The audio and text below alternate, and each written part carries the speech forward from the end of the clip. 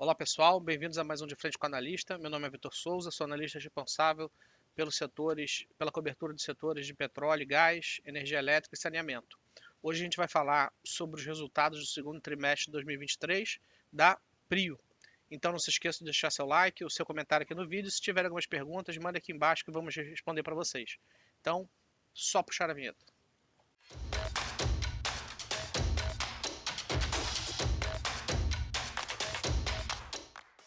Tá, então, na realidade, se for para falar do resultado, eu vou ser muito breve, porque o resultado no final do dia ele é uma fotografia e a tese da empresa ela é um filme. Então, assim, muito mais do que falar do resultado, é, eu vou falar sobre o filme, né? Ou seja, sobre o que esperar e sobre quais são as alavancas de valor que a gente precisa observar, né? Então, vamos falar muito rapidamente sobre o resultado. O resultado ele foi razoavelmente em linha com o consenso do mercado.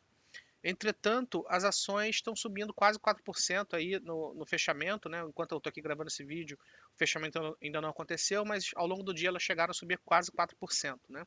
E quais foram os pontos que o mercado observou para ter uma resposta tão positiva do papel, né? Eu acho que se você der uma olhada aqui no resultado não, perdão, no documento que eu acabei de escrever, chamou atenção o lifting cost da empresa, né, que é uma espécie de custo marginal, chegou na mínima histórica, tá? A gente está falando aí de US$ 7 por barril, 7,4 dólares, sendo que no passado recente chegou aí a 10, 12. E com a entrada e com o aumento de produção dos outros campos, né, de Frade, que já está performando muito bem, e Albacora Leste, que acabou de ser adquirida, é muito possível que esse lifting cost siga caindo. Né? E como a empresa costuma falar, o melhor hedge contra uma eventual queda do preço do petróleo é exatamente você operar com custos muito eficientes, né? Porque isso aí funciona como um colchão. É, o EBITDA gerado foi de 333 milhões de dólares, foi um pouquinho abaixo do consenso, mas o que vocês precisam ter em mente? Tá? Que nesse trimestre ainda houve a taxação da exportação do petróleo. Né? A gente chegou a escrever um relatório sobre isso. Então, esse trimestre o impacto foi bem relevante, está falando aí de mais de, de 40 milhões de dólares no trimestre que foram pagos enquanto imposto, tá? E já no próximo trimestre isso já não vai ser mais realidade, tá? O endividamento ele ficou em 1,7 bilhões de dólares, uma dívida líquida EBITDA de 1,1. Tá? A empresa acelerou investimentos na parte ali em Albacora Leste, né, e também no campo de Frade, mas chamou atenção também o fato da empresa fazer uma recompra de ações. Tá? Então, o endividamento teria sido ainda menor se a empresa não tivesse recomprado essas ações. Tá? Eles recompraram ações ali na casa dos R$ 34,50, tá? Foi ali uns 60 milhões de dólares, mais ou menos, daí um pouco mais de 400 milhões de reais em aquisições. Então, assim, eles já estão ganhando dinheiro desde já. Então, quando eu comentei, assim, quando você olha o resultado, né, ele é uma espécie de fotografia. E quando você compra uma ação, você está comprando um filme, né? Interessa não só o que está acontecendo agora, no capítulo atual, mas também o que vai acontecer no futuro. Então, para além do lifting cost, né, que foi aquela coisa assim que chama mais atenção, né, alcançando a mínima, quais são as alavancas de valor que você precisa observar aqui na Prio, né? E por que, que o mercado gostou do resultado e está tentando antecipar para os próximos trimestres o que pode acontecer. Né? O primeiro ponto é a produção. Quem tem acompanhado aí os relatórios, os dados de produção que a gente tem produzido, os documentos do Morning Call, vai ver que a empresa ela alcançou uma produção de mais de 100 mil barris recorrentes, tá? De mais de 100 mil barris dia recorrente. Dito isso, quem for mais atencioso e acompanhar aqui os documentos da Genial Analisa com um pouco mais de cuidado, vai ver que lá na recertificação de reservas, ou seja, em março desse ano, então a gente está falando aí 5 meses atrás, 4, 5 meses atrás, a empresa pretendia alcançar uma produção de 94 mil barris de petróleo por dia e ela já está produzindo mais de 100. Tá? Então acho que esse é um ponto positivo. O segundo ponto positivo é o próprio preço do petróleo. Se vocês derem uma olhada na curva do preço do petróleo nos nossos modelos, você vai ver que a gente tem algo ali na casa de 75 dólares. E quando você olha o preço do Brent hoje no mercado, ele está em 84. E por último, o imposto sobre exportação ele já acabou.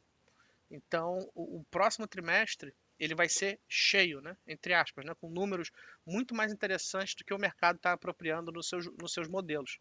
Então, quando a gente olha para os múltiplos que a empresa está negociando hoje, mesmo com premissas menos otimistas, a gente está falando aí de uma empresa que está negociando com um múltiplo de 2,4 vezes a EBITDA para 2024 e deve gerar aí aproximadamente 18% de fluxo de caixa livre, né, para 2024.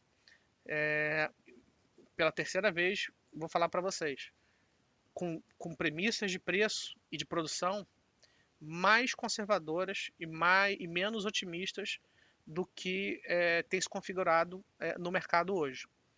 Então eu acho o seguinte, mesmo utilizando esses números mais conservadores, a empresa está negociando com um múltiplo que eu considero muito amassado, tem uma geração de caixa muito interessante e está fazendo recompra de ação, ou seja, ao invés de ela pagar como dividendo, ela se viu como muito barata e preferiu recomprar as ações, né? Então assim, a gente vai ver o que eles vão fazer com essas ações. Se eles recomprarem ali na casa dos 34, o papel já está 45, 46, 47, eles já estão ganhando dinheiro no horizonte de 3 meses com essa recompra de ações.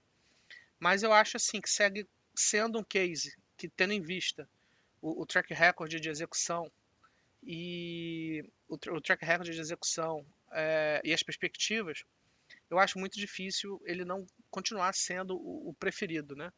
É, pelo menos da minha parte, né? Quando eu olho Recôncavo, que é um case interessante também, mas que não tem tanto crescimento e não vai gerar tanto caixa, a 3R, que é um papel que está muito mais de castigo, né? Acho que o mercado está muito ver para crer antes de tentar, antes de encher a mão, né? É um papel que tem muito crescimento, mas o crescimento não está sendo entregue no final do dia.